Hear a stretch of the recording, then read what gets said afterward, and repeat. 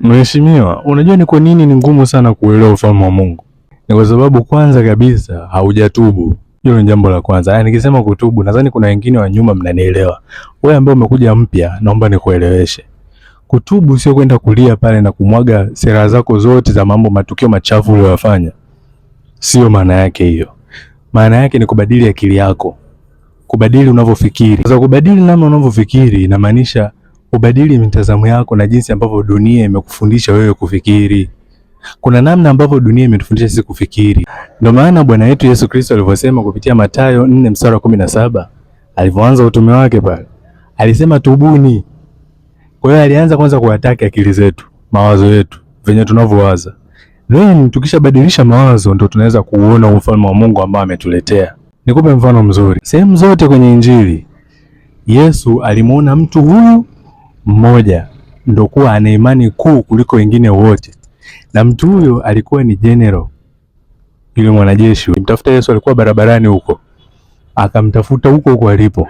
Yesu akamwambia mwanao atapona. Lakini anamwambia kwa sababu neno lako hilo unalisema, andiko limeandikwa, mimi na paraphrase. Alisema ukisema neno tu na mwanangu atapona.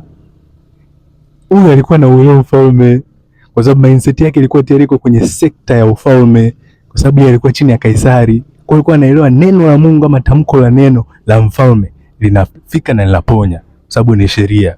Kwa hiyo akamwambia kabisa Yesu, sema neno tu na haina haja ya kufika kule. Na Yesu akasema hakika imani yako inakuponya. Hajawahi kuona mtu mwenye imani kama huyo. Soma maandiko, hayupo.